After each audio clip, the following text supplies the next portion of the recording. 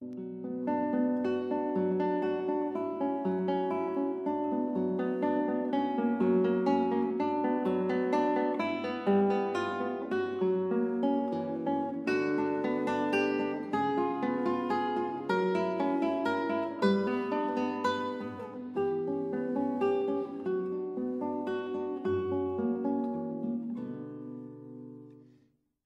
de Jésus-Christ selon saint Jean.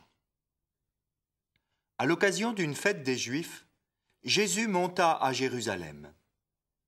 Or à Jérusalem, près de la porte des brebis, il existe une piscine qu'on appelle en hébreu Betzata. Elle a 5 colonnades, sous lesquelles était couchée une foule de malades, aveugles, boiteux et paralysés. Il y en avait un qui était malade depuis 38 ans. Jésus, le voyant couché là, et apprenant qu'il était dans cet état depuis longtemps, lui dit « Est-ce que tu veux retrouver la santé ?»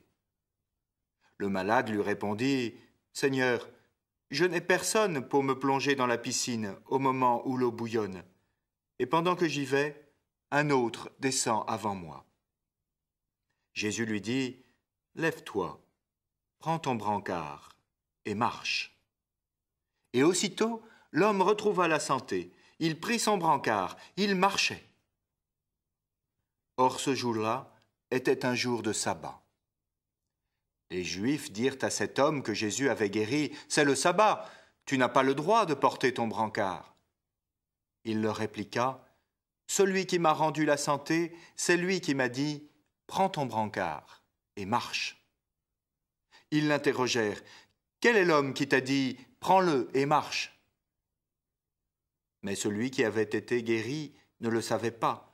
En effet, Jésus s'était éloigné, car il y avait foule à cet endroit.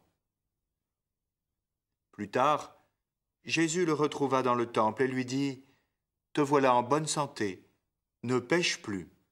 Il pourrait arriver pire encore. » L'homme partit annoncer aux Juifs que c'était Jésus qui lui avait rendu la santé.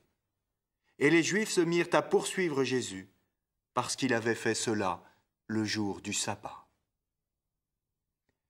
La piscine de Betzata, on dit encore Bethesda, ce qui signifie « maison de la miséricorde ». Tous ceux qui sont allés à Jérusalem gardent probablement le souvenir de ce lieu tout proche de la splendide église Sainte-Anne des Croisés. Au cours du XXe siècle, les fouilles archéologiques ont permis de mettre à jour ce complexe de bassins auquel fait allusion saint Jean en parlant de la piscine aux 5 portiques. Située tout à proximité du temple, la piscine s'appelait probatique parce qu'elle servait effectivement de réservoir d'eau pour les purifications des nombreuses brebis, probatoi en grec, destinées au sacrifice. Dans cet établissement de bains publics, les fouilles ont révélé la présence de nombreux ex-voto païens, et on a même trouvé un serpent sculpté, attribut d'Esculape, le dieu de la médecine. C'était donc un lieu de guérison plus ou moins magique, comme le suggère le récit évangélique. Un véritable sanctuaire païen à quelques mètres du saint lieu. C'est à peine imaginable. Ces découvertes archéologiques jettent bien sûr une lumière nouvelle sur notre lecture de saint Jean. Elles attestent encore une fois du bon enracinement du 4e évangile dans la géographie et dans l'histoire. Pourtant, cette inscription dans les faits ne doit pas nous dispenser de rechercher le sens spirituel de cette page biblique. Les pères de l'Église, saint Augustin notamment, n'ont pas manqué de tirer pour nous les leçons de ce miracle du Seigneur. Il est l'image de la guérison des âmes.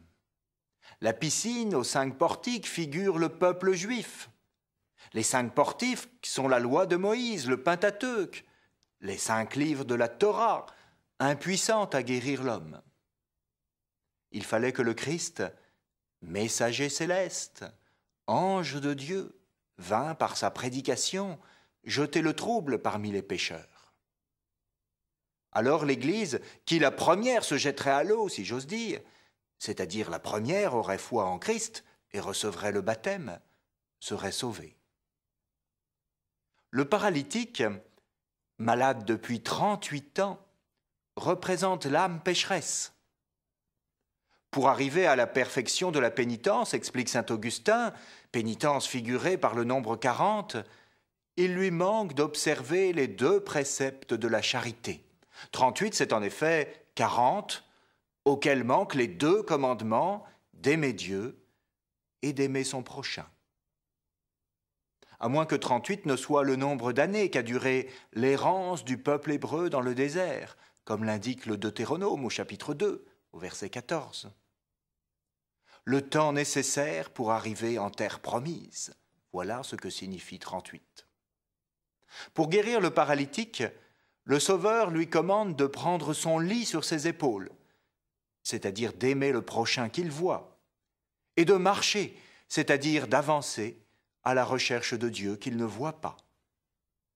Et de fait, l'homme guéri marche à la rencontre de son Seigneur.